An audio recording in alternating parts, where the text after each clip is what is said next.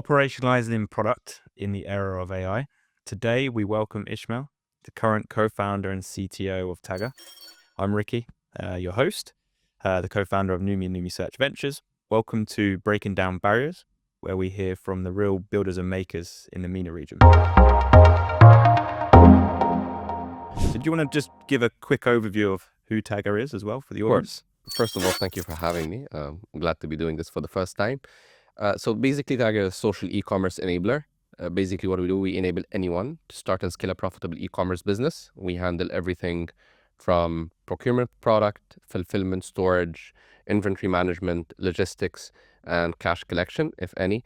And we give profits to the social sellers at the very end. So all what you need to do is to open a page or like an account with Taager.com, and then you'll be able to start building your own e-commerce store.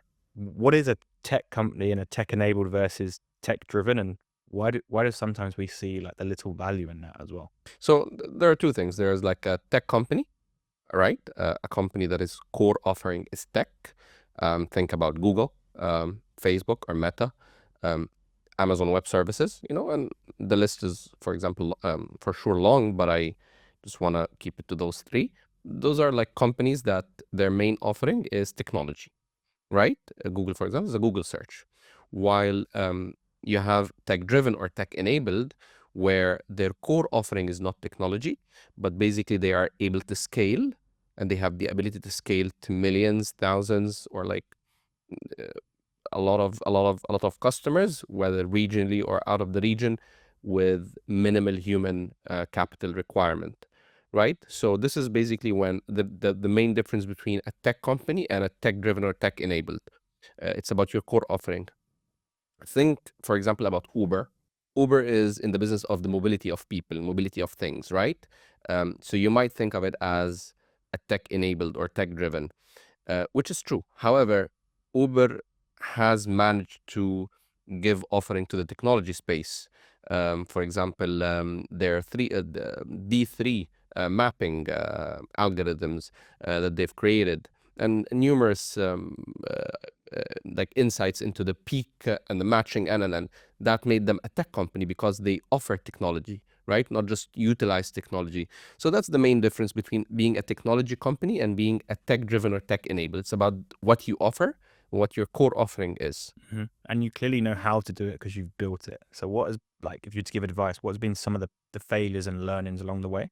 So Taager is a tech-enabled company, right? Its operation is its core because we deal with physical inventory, we deal with logistics, we deal with procurement, supply chain, and everything. So we are tech-enabled, but we can't scale, we can't do all of these things without having tech in our core. We utilize tech a lot, right?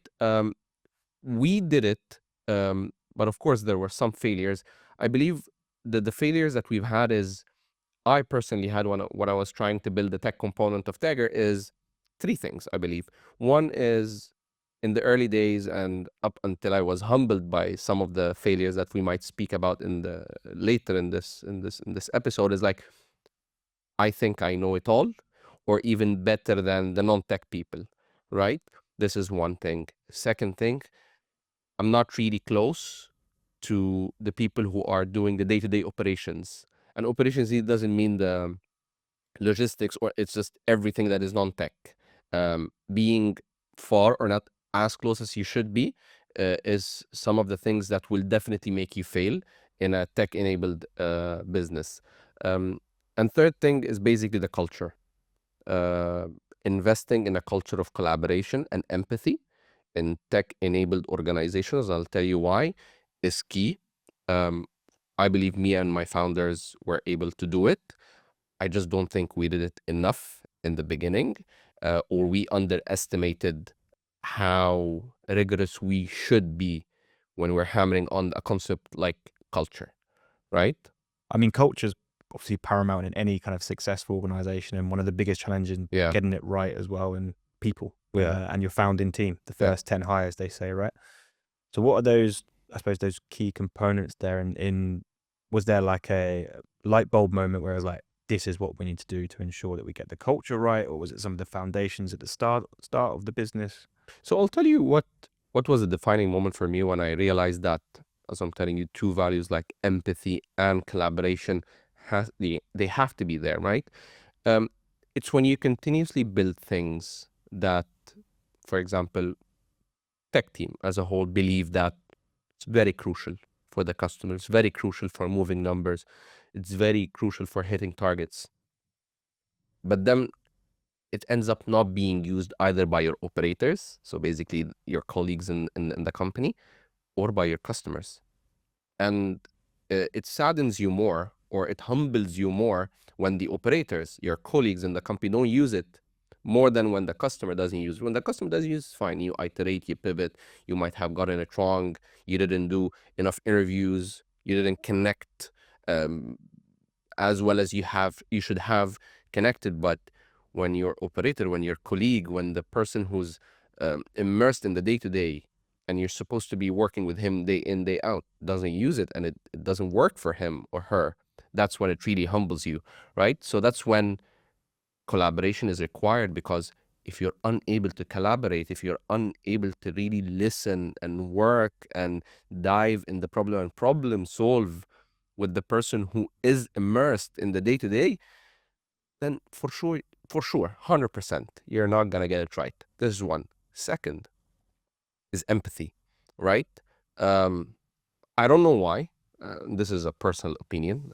I don't think I refer to anyone or I reflect on anything that I've seen by others. It's my own experience. Usually, tech people have they look at others from a higher ground, right? Oh, they're non-tech, they don't know, they're not up to speed with whatever is out there in the world. Look what, for example, NASA is doing or Google is doing. Um, how come you're unable to, I don't know, if you get what I mean, right? I think empathy here means that really getting to understand that the other person is trying to do his best, right? Before jumping to conclusions or judging. And this is something that I've seen in Taager. I'm not shy to say this, that tech people would usually judge non-tech people, if we can call them. And again, this differentiation is what causes sometimes the problem. Tech and non-tech. It's like engineers, product, data people would judge business people. Even though I would like to say that all of those people are business people. At the very end, we're business, right? And this is, for example, this is really for tech-enabled businesses. Collaboration and empathy. You really need to put yourself in the shoes of who you're trying to solve the problem for, right? So yeah, those are the two qualities that I would hammer on if I were to go back. And we're doing it now as we speak, but if I were to go back, those are the two things that I would generally look after very early on. And do you think there are many tech-driven organizations in the MENA region, or do you think a lot of companies call themselves like tech-driven, and why is that? Because there are many companies that are obviously a lot more kind of operationalized focused. I'll tell you, I think we have a lot of tech-driven organizations. I don't think we do have a lot of tech companies. Obviously, if you want to build a tech company, like with the likes of what you have, for example, in the Valley, in the US, you need two things. You need talent and you need lots of funding, right? Tech comes with a lot of R&D. You can't build tech overnight, and you can't expect ROI on tech to be in the next 12 months, 24 months. It takes a lot of R&D, takes a lot of trial and error, takes a lot of funding, right? And obviously it takes a lot of talent, it takes a lot of brain. I think we lack both in the Middle East in comparison to the Valley, right? This is for starters. Second, I do believe that the kind of problems that we have in the Middle East is not like the problems that they have in the. I think we are, they are, I think, after us by 15, 20 years when it comes to the kind of problems that they're trying to solve. The problems that we have right now are, I wouldn't say basic, But you would, like, for example, if you live in the US and then you come live in the Middle East, I'm not talking about Dubai, obviously, I'm talking about the greater Middle East, Egypt, Saudi, Jordan, Tunis, Morocco, and other countries, right? Lebanon. You would be astonished by the kind of problems that they still have, right? Um, so I do believe that what the MENA region requires is a lot of tech-driven, like organizations, people who are solving, organizations that are solving problems on the ground, enabling operators, right? And then innovation in the form of tech companies would come later, right? And on that, because you just unpicking what you were saying earlier, how do you organize the tech teams then to actually deliver value? Okay, so it really depends on the goal, right? There are a lot of ways to organize tech teams, organize teams in general in order to provide value. But the thing is, it really depends on what you want to do. For me, in Taager, it's a tech-driven organization. I think I do believe that this is what we do. One is that we should be enabling operators. This is number one. Secondly, we should be enabling customers, right? And third, we should be innovating. I'm not trying to say that innovation doesn't come in enabling operators. No, it happens. It comes with enabling operators, comes with enabling customers, but the innovation for the sake of innovation, or innovation for, like, while your operators and customers are not being taken care of to a minimum level, this is when you shouldn't do it, right? You need to take care of your operators first, then your customers, and then you start innovating. So when it comes to Tagger, for example, we have three main domains. Let's say merchant experience, operational excellence, and marketplace. The way I would do it is and this is the way we're doing it in Tagger, we organize the teams around these domains, right? And then within these domains, we have subdomains with clear metrics, funnels of journeys that we want to improve. And then you put people on that. And there are different types of organizations. The one that I really like is what Teresa Thomas, for example, has evangelized a lot in her book, Continuous Discovery Habits, where you build the trios or the quadros. Basically, you bring someone from business or from the business team that the flow is owned by, someone from product, someone from engineering, and someone either from data or design, depending on the kind of problem you're solving, the kind of opportunity you're trying to explore. And then you organize, these trios or quadros around these problems. And that's how you do it. And that's how we do it in Tagger. I was going to say, because obviously the role in product in every company, does it slightly differ from your perspective in a tech-enabled organization, and in how you obviously set up Tagger as well? Yes.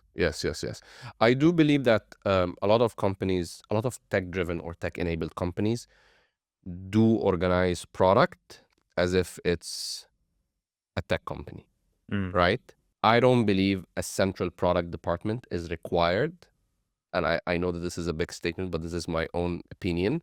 I don't believe that central product departments are required in early stage anywhere before $100 million of revenue yearly. Yeah, I mean, this is my own opinion, right? I don't think you need central product departments. You need product people, people with product mindset, who understand business, who are great collaborators, empathetic people, who can be embedded in the departments and the domains, who can help the organization solve its problems, right? This is what you need. You start needing a central product department in a tech-enabled organization when there has to be a product vision, when there is a dysfunction between what the business leader requires and what the market is requiring from you, or when the business leader is trying to take the department in a way that is clearly not answering the questions or the requirements of the customers. This is when you might want to require a central product department with a central product vision. Other than that, I don't think you need a central product department. I think, as I said, you need people who are great in problem solving, embedded in the departments, who are going to be hand in hand, solving problems and exploring opportunities. Because is this where you alluded to the scare around operationalizing in product and why it's necessary now as well? Yes. I think one of the main problems that we have in implementing that uh, that structure that I've just mentioned is that people would generally say, "Oh, you want to operationalize product, you want to make product people and tech engineers and be firefighting day in day out. Who's gonna look on? Who's gonna look at the long term? Who's gonna look at the medium term? I cannot be laser focused on the day to day." I mean, I think you could. I think you should actually in the beginning, up until 100 million revenue and profitability. I think you should be focused on the day to day. I think you should be focused on solving the problems that are disabling you from growing. I think you should be focusing on the problems that, like, basic your operating model. What's your operating model? You should be focused on this. And I do not think that the majority of the operating model comes from long-term overlook or medium-term overlook. A quarterly overlook is enough, right? If your business, let's say operations, right? I run operations in Taager right now, and this is part of me being a co-founder. Is like next to being a CTO, sometimes I run operations. I love it. I think it could be tech enabled, and that's what we're doing right now. And this one of the things that I'm going to talk about. If your operations people are super like intraday focused, this is on me to make them not intraday when it's not necessary. But that doesn't mean that product or tech is not going to be involved with them. So it's obviously a work on both sides. You're trying to make sure that operators are not intraday focused when they don't need to. And also at the same time, you want to make sure that product or tech is not super long-term or medium-term focused. Both of them, they should be looking at this at the same thing with a big overlap on what they're trying to solve. I'll give you an example if it matters. In the early days of Taager, I think around 2 years ago, we wanted to enable our merchants to be self-served, right? Obviously, our merchants depend on a very important persona in our organization called account management. High value merchants, when they reach a certain number of orders per month, 1,000 orders per month or more, they get assigned an account manager. And this is when the account manager manages everything in their account, like their numbers, their performance, their funding, financing, everything. Product had a vision where, it was my vision, by the way, and I was wrong. If we want to scale, then we need to have less dependency on account management. It's not a wrong statement, and I believe there will be one day when account management will be needed, but not for the day-to-day operations of the high-value merchant. So I said, why don't we enable self-serve for merchants, where we would give them their numbers without having to go back to account management? Great idea. Everyone was excited. Could you predict or like guess if it worked or not? We gave them the data, but did it work? Were the merchants happy? Did it solve what we were like trying to solve? I'd probably say not, unless you kind of Yes. reverse engineered No, and no, no, spoke no. to the customer and the Yeah. merchant and decided what they wanted, right? We did all of that, but it didn't work. Why? Because we didn't work on the operators. We didn't work on the account management. Management, they were afraid that they are getting replaced, not enabled, right? So what happened is that they started providing a different kind of value around the same topic to the merchants, to the high value merchants. High value merchants, what they did, and rightfully so, they actually depended more on account management. And that's because we in product did not work on our operators first, right? So we did not figure out how to enable our operators, and we wanted to do a shortcut to enable our customers without working on the basics of our organization, which is account management, right? And this is when I believe it was my problem, when I did not collaborate enough with account management. I thought that I could undercut them and go to the customer directly. Sometimes it's needed, but most of the time it's not. Obviously, that feature that I'm talking about, or that enablement, worked after 10 months, right? With further collaborations with Further collaboration with account, a lot of pivoting, a lot of iterations, right? Nice. I mean, it's good to hear like those stories behind that, Yeah. and obviously where you get to in 10 months as well. I just want to move over to a big topic of conversation for the last couple of years around AI and your view. Again, you said kind of off camera as well that that hype, it's always been here as well, and the role of data. Yeah. What is your kind of perspective on that? It really depends what we mean by AI, right? Artificial intelligence is the big umbrella that encompasses a lot of things underneath it. It encompasses analytics in its basic and advanced forms, machine learning, which has been there for a long time, since the 90s. It's just that the hardware that was required to run heavy computations and algorithms haven't been there, but the concepts have been there. And then you have deep learning, neural networks and deep learning and things.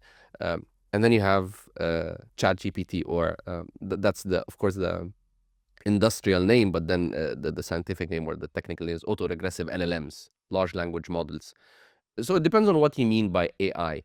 I would say that the hype, and when we were talking offline, I think the hype is there ever since LLMs came out, and people thought that LLMs could solve everything. And I don't think that's true. They could solve tons of things, but I don't think this is what every organization need in order for them to be, I don't know, profitable and growing like crazy. And do you think any, like, the AI dev tools, do you think they're any good? Yes, for sure. Like, for example, GitHub Copilot is great. We use it in Taager. I think companies like Kareem also uses it. It reduces the time needed by developers a lot. I think, I don't know, like we did a measurement, I think a few months back, and it reduced the time needed by developers to develop, stuff by, I don't know, 25 to 30%. But it will not obviously develop instead of you. You have to write the code, and it will help you. Yes, we in Taager uses it, and we intend to continue using it. So yes, I'm a great supporter of that. And do you think with the emergence of AI, and it's going to continue to evolve, do you think that does lead to loss of job opportunities for people, or do you think it creates job opportunities? I think both, right? Let's talk, for example, about the uses of AI now. Like, one of the things that we intend to use AI in, or let's say LLMs, autoregressive LLMs, the likes of ChatGPT and stuff, is conversational AI. So you could be talking to me, but then I'm not a real person. I'm an AI. And this is something that we're experimenting for our confirmation part of order flow. Whenever we receive an order, we have to confirm it with the end customer. And then this is when 40 to 50% of our orders have to be run through an agent on the phone to confirm it with the end customer. We are experimenting to have an AI agent helping us with that. So am I sure that the agent could do better than a real agent? No, but we're experimenting, and I think at some point of time it will be able to. So in some aspect, yes, some jobs will be lost, but in other parts, you will gain other jobs. So that agent confirmation, he or she will need to upskill themselves, right? They will need to utilize AI in some way to do their job better. So I think we're really looking at LLMs now, and like likes of ChatGPT, on how to automate and reduce cost. But I see little investment or little talk about how AI or how LLMs is enabling people rather than replacing them, right? It enables. And do you think we'll have a shortage around, like, AI talent war? Especially as you talk about LLMs, there's not loads of people globally that have worked on these highly complex, trained these state-of-the-art LLMs, there's a shortage in that talent pool, right? You have two things, right? You have the utilization of the LLM, which is being a prompt engineer. Uh, I believe anyone could be that. Yeah.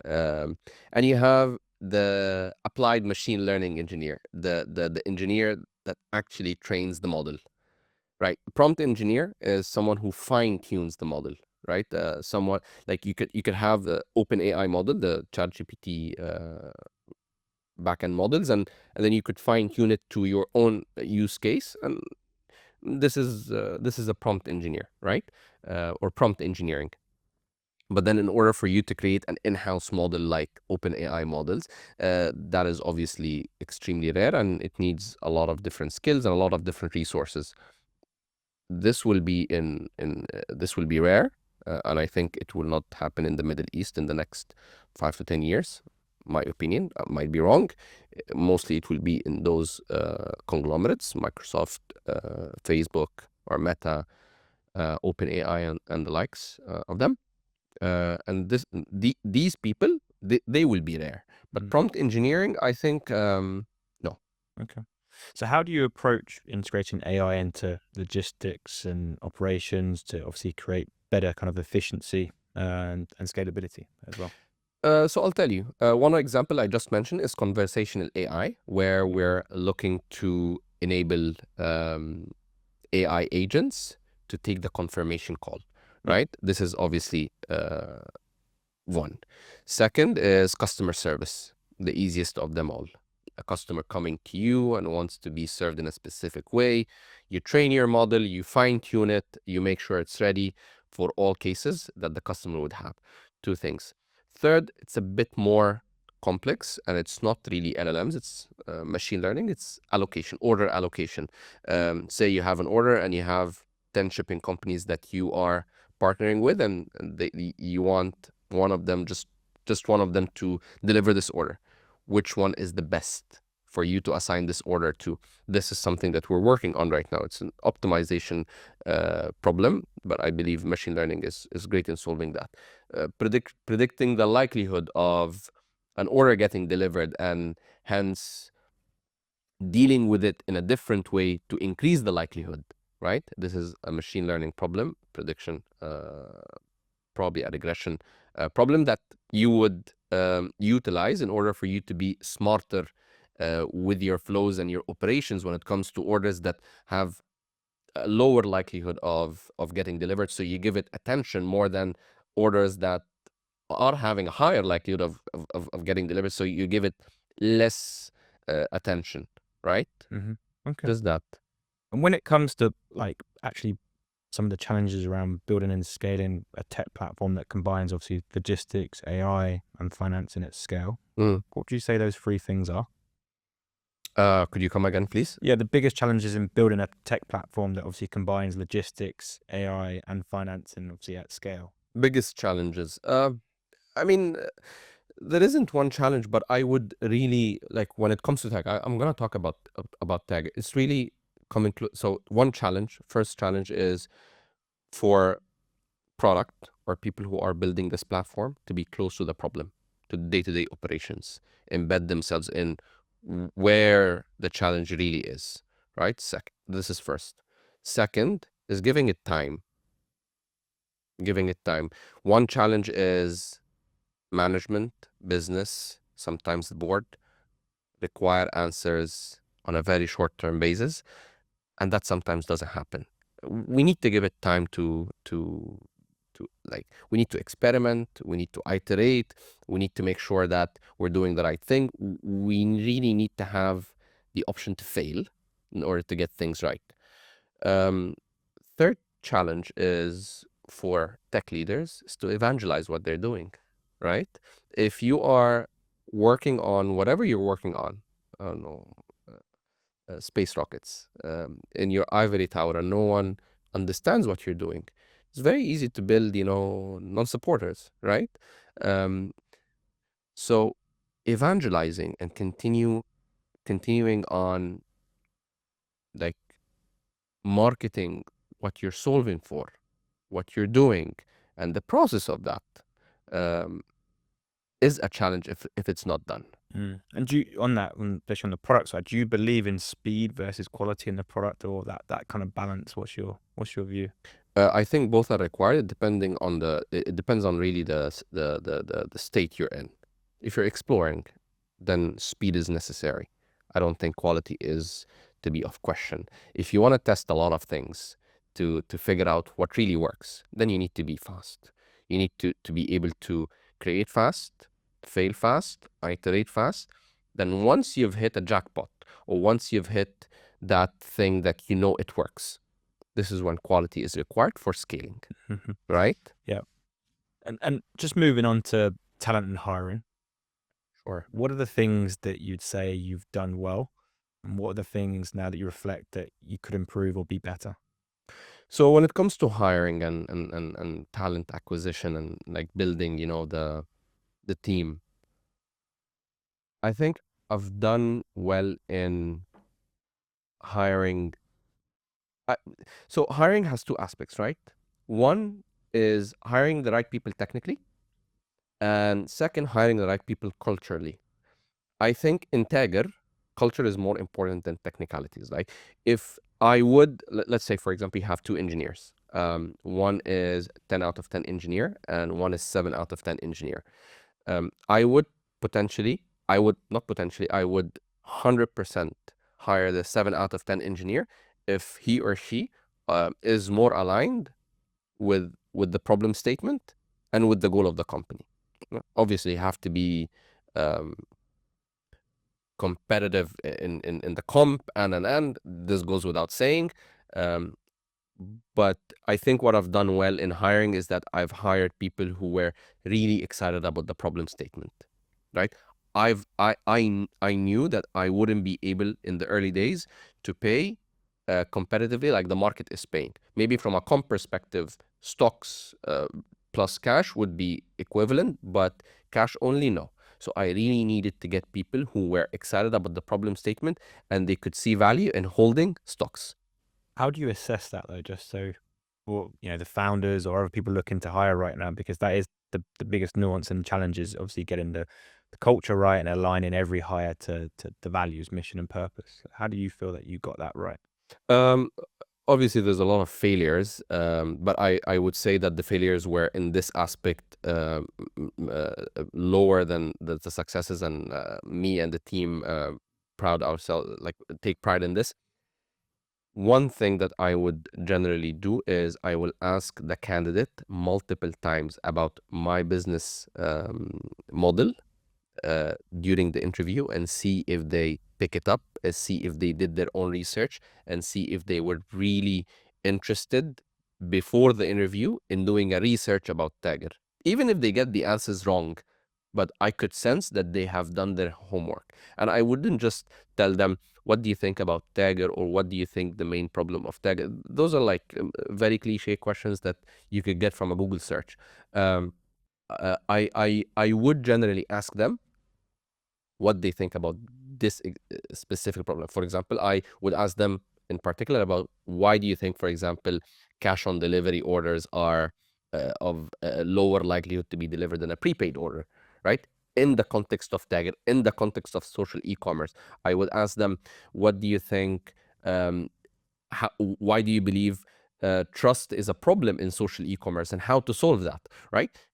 If they are thinking with me and if they are excited and if I sense that there's excitement in their answers, then there is a good chance that these people are the right people for the organization, among other questions.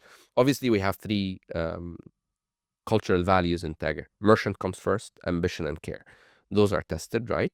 But you could also have those three things and not really be fit for Tagger if you're not excited about the problem statement, enabling anyone to start and scale an e-commerce company. What I did wrong, to get back to your question, is I hired overqualified people. Sometimes you don't do it. Sometimes someone is great, but you don't need him or her. You don't need them. You just don't need them, right? And this is when they cause you a lot of problems, more than you would benefit from having such a high caliber in your org. Yeah, I mean, one of the biggest challenges we have in hiring is that the founder usually wants to hire for logos, and sometimes it makes sense and sometimes it doesn't. Yeah. But for me, it's sort of about following the right process anyway, and you'll get Yeah. to that end result. But going after logos is a big catalyst for getting things wrong. Even if it's not from well established, sometimes you would get someone who's really overqualified. Yeah. Regardless whether they worked in a reputable organization or not. But the kind of problem you're trying to solve doesn't need that brain, doesn't need that quality, doesn't need that qualification. And this is when this person is a risk flight after their probation, because they're not mentally stimulated. And it's extremely hard to stimulate someone mentally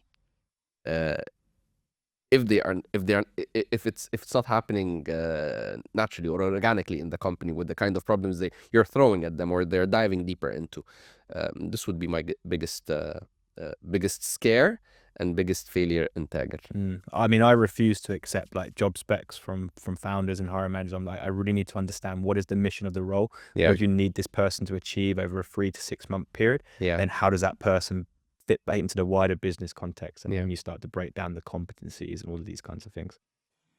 Honest opinion and direction. Like, what does it mean investing in technology for an operations company? It means that you need to be willing to put money where, as I said, you need like enabling operators.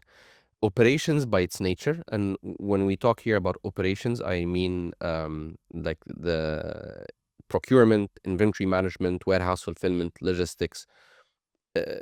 It's manual work, right? It's a lot of manual work. Yes, you have, of course, like this whole section of robotics that is like picking things and packing, but you still have a lot of human capital invested in these areas.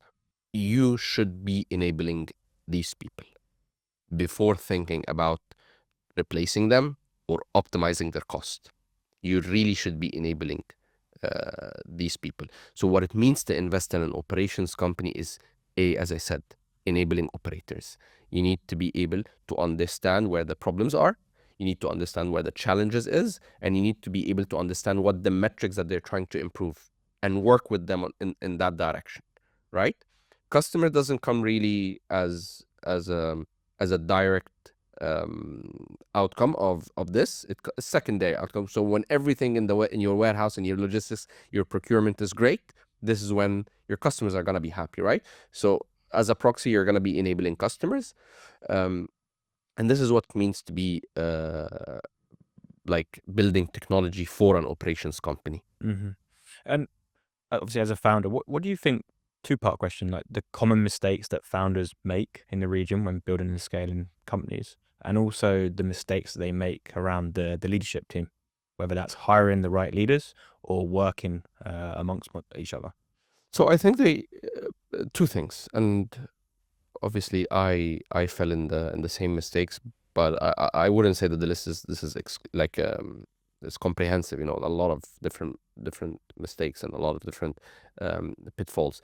But I would say, from my opinion, one is thinking I know it all again. So, I know the business. I'm the founder. I am the co-founder. I know the idea.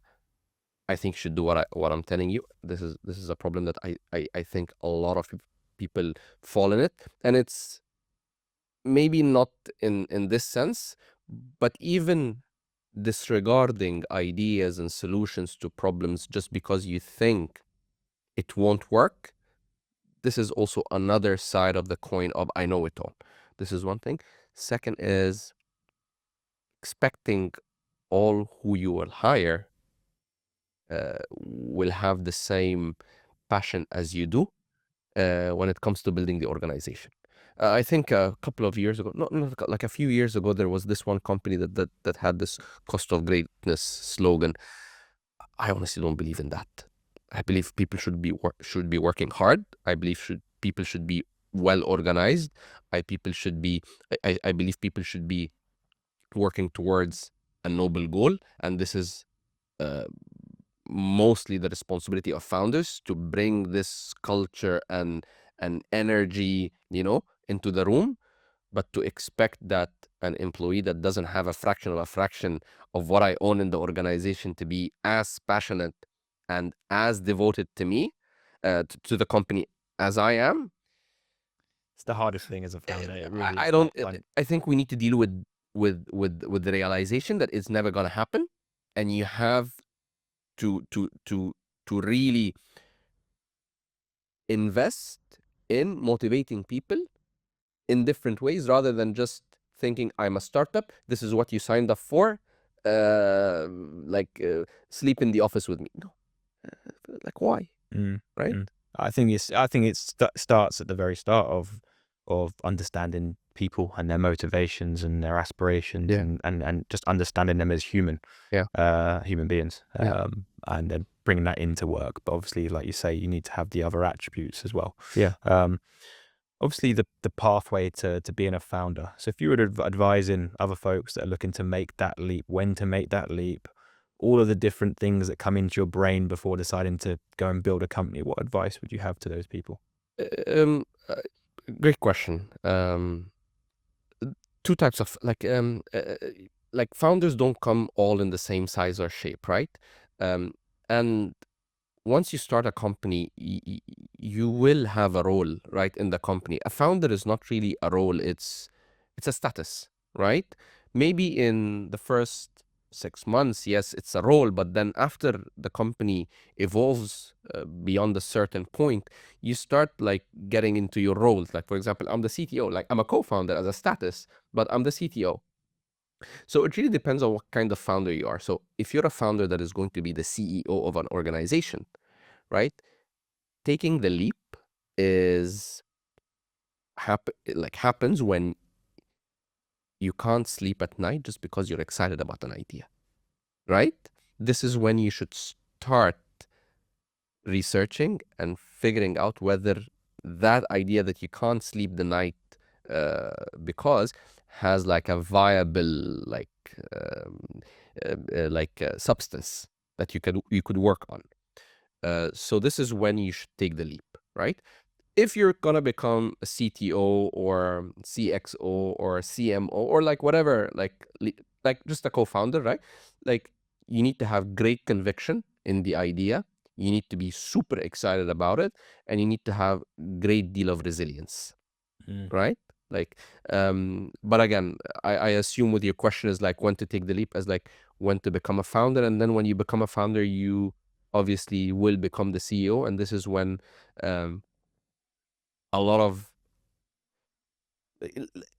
I'm trying to relate to what we have in Taager, like discipline and resilience and just being non-emotional at all are qualities that you need to have. But when you are unable to sleep at night, this is because of that idea that you have and the level of excitement. This is when I think you should take the leap and give it to yourself to give it a try. And do you find it challenging balancing the role as a founder and CTO?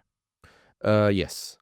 In the past, at least in the past, because as a founder, you obviously own a big portion of the company, and obviously you want your vision as well to be heard, and you want things to be done in a certain way. You believe at the time that it's the right way, and then you have your co-founders who also have the same ideas and same motivations, but sometimes with different executions. And this is when it becomes a little bit hard, separating your status as a founder from your role in the company. So I would generally, as a CTO, would go into the details of how my CEO is working, which he's my co-founder, he's my friend, right? But I will go into the details of his work. Sometimes I would go into the details of our third co-founder, the chief marketing officer, like, and they would be like, and then they would be also like coming into my work. Obviously, it's okay for the CEO to come into my work, but what are you coming as? A founder or a CEO? So really separating the status of being a founder and your executive role is key. So how do you pick your co-founders then? So in Taager, I was picked. You were picked. Yes, by Muhammad, the CEO and the founder. But then it was my decision whether I want to embark on this journey with them or not. So honestly, he did a great role. Sorry, he did a great he did a great job in picking us based on how we complete each other. right? So the three of us don't do the same thing, and we don't understand the same thing. He's a great financier. He comes from a PE background. The other co-founder is a marketing guru, right? Growth guru, and I'm a tech guy. So we obviously complement each other. It's where a lot of it breaks down. Surprisingly, a lot of people don't look at those attributes. Where do we actually complement each other? Sometimes it is just three friends that really get on with each other, or whatever it might be, four friends, and just go and build a company. And then later on down the line, it's where the cracks start coming, right? Exactly. But then the way I thought about it when he first presented me with Taager's idea is like, do I really want to be partners with these people? They're great friends of mine. We hang out together and we've known each other for 20 years, but do I really want to be partners with them? And obviously the question was yes, and it's still yes, but it doesn't come without a lot of bumps. You need to be continuously working on it. You need to be continuously working on the relationship. You need to be, and now it's not just any relationship. He's not just your friend right now. He's your partner. He's your business partner. A lot of money is involved. A lot of ego is involved. So a lot of empathy and sympathy, if I would say, humble attitude needs to be there. So in order for you to pick your partners, you really need to ask yourself a question. Do you want to work with these guys for the next, I don't know, at least 5 years, at least 12 hours a day? If the answer is yes, then yes. Then you ask yourself, are you willing to work on whatever crap that is going to be thrown at you in low times? And believe me, in startups, low times are a lot. Will you be willing to deal with the crap that comes along the way? If the answer is yes, then yes. And just moving on to the fundraising part, like what are the lessons that you learned, in raising Series A and probably the push to Series B? Correct in saying so? Yeah. What lessons have you learned from that, and any advice that you could give to founders? So one of the qualities that I really admire in my co-founder, Muhammad, the CEO, is he's extremely resilient, right? And this is what you really need in fundraising.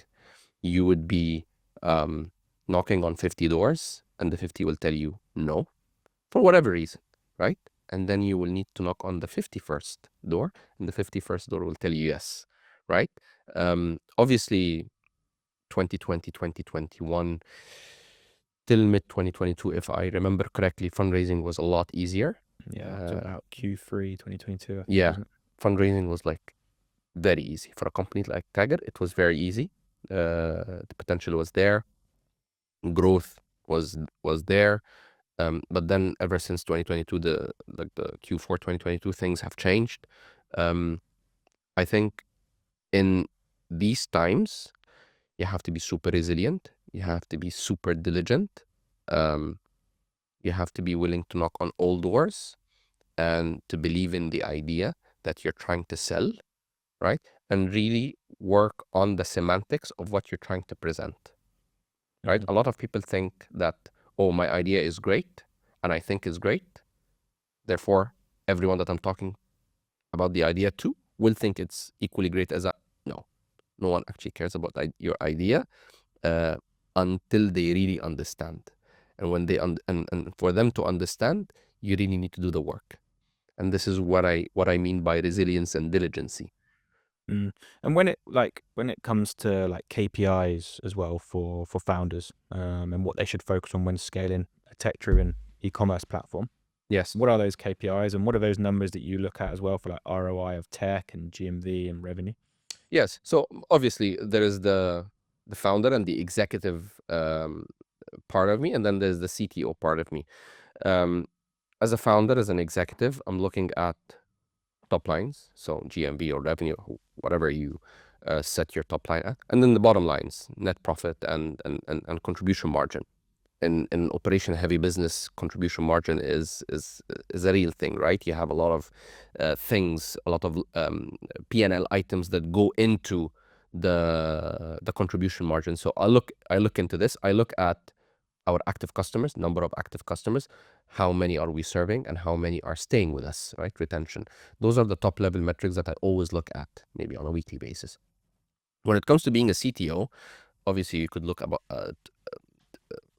like you could look to a lot of things. Like you could look for a lot of metrics, but I generally like to look at DORA metrics. They give me a great overview about how the platform is working, and then I could generally direct my directors or my VPs accordingly. And DORA metrics is pretty simple. I think a lot of people know about them. Is deployment frequency, how frequent you're deploying your services, time to resolve or restore a service, like when your service is down, how long it takes to come back, lead time to changes, so how long does it take for you to launch a change or a feature, and the fourth one, oh my God, I forgot. Change fail rate. Yes, sorry. Change fail rate, where you basically, out of 100, let's say 100 deployments, how many did you need to roll back? How many of you did you need to just abort and then go back to previous state?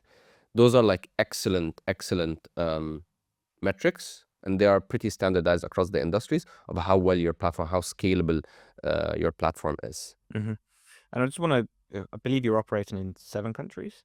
No, I think four. Four. Four, Four yes. countries. Yes, So yes.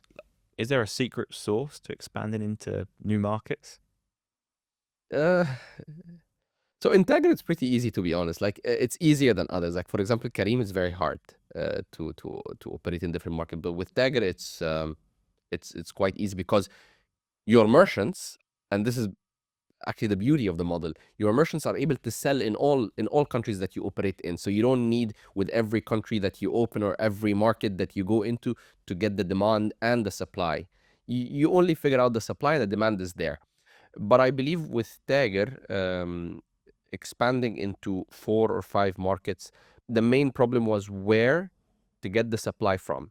And for us, we figured this out pretty early. So it was very easy to open different markets. And by easy here mean is like you really need to figure out a few things, not a ton of things. You need to figure out legalities, you need to figure out, logistics, you need to figure out like inventory, and that's it.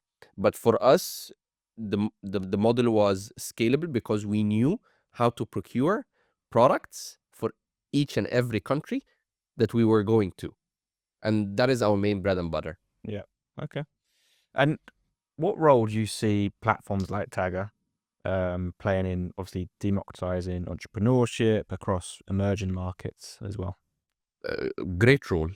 I think Taager and the likes of Taager is one of the few companies that enables anyone to start and scale an e-commerce business from the couch. So with the rise of like social commerce as well, how do you see e-commerce platforms adopting into consumer habits?